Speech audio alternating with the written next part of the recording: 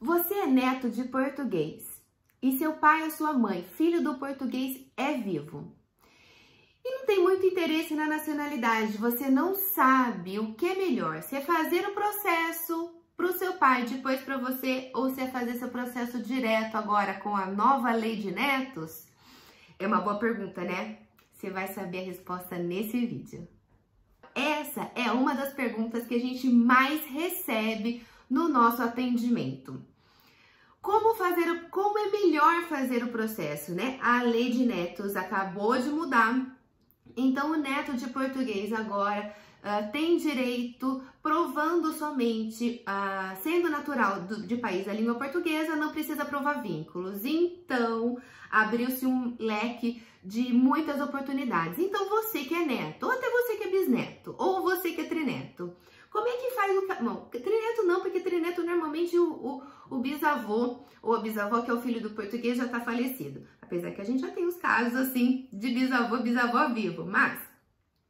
De modo geral, a maioria dos casos, né, são de netos e bisnetos, que, tendo todo mundo vivo, faz como? O que é melhor? Se você tem o filho do português vivo, o neto do português vivo e você é bisneto, ou se você é neto e tem o filho do português vivo, o que é melhor? Fazer direto para você? Ou fazer direto, ou passar pelo filho do português, fazer a atribuição direta, sem pular nenhuma geração? A gente pula ou não pula? O que é melhor, né? É importante que você entenda isso para poder decidir qual caminho processual você prefere para conseguir a sua nacionalidade. Então, assim, é claro que a gente não vai falar para ninguém que não quer a nacionalidade fazer a nacionalidade, porque a nacionalidade portuguesa, ela é requerida pela própria vontade. Então, a pessoa... Ou seja, o filho do português precisa querer a nacionalidade, tá? E claro que você pode conversar com seu pai, com sua mãe, olha, eu quero a nacionalidade, você pode tirar para me ajudar, né? É essa conversa que você pode ter aí com a sua família, né? Mas, agora tem a possibilidade de fazer pulando uma geração, será que é melhor?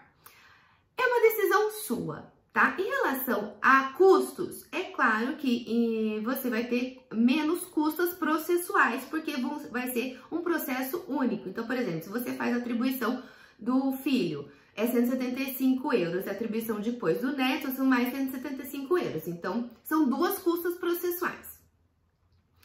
Se você fizer só direto para você, é uma custa só, como neto, né? 175 euros. Então, em relação às custas processuais, existe uma redução no custo, obviamente, porque você está pulando uma geração.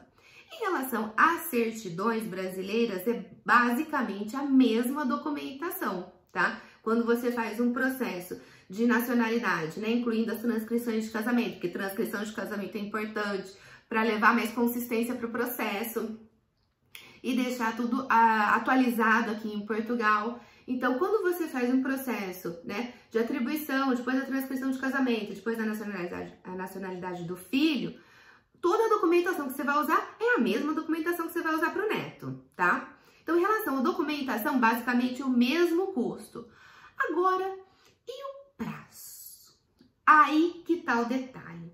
O prazo é absolutamente diferente. Por quê? Porque um processo de filho de português, pelo menos atualmente aqui no escritório, a gente consegue uma nacionalidade de uma atribuição de filho, uma atribuição direta, cerca de 3 a 6 meses, mais ou menos, tá? Esse é o prazo atual. Agora, um processo de neto, atualmente, mais ou menos 2 anos. É essa a estimativa de prazo para o processo de netos. Nós sabemos que a conservatória vai ficar mais ainda abarrotada de processo, né? Então, esse prazo pode ser que aumente.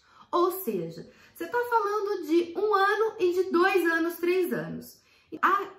Em relação à documentação, é quase que a mesma. É basicamente a mesma. Em relação às custas processuais, você vai ter uma ou 2 custas a mais, uma atribuição a mais, uma transcrição de casamento a mais. E o que mais importa é a questão do tempo e também da exigência. Qual que é o outro ponto que eu acho que é importante também de você colocar na balança são as exigências em relação ao processo. Porque o processo de neto tem muito mais exigências de documentos do que um processo de atribuição direta.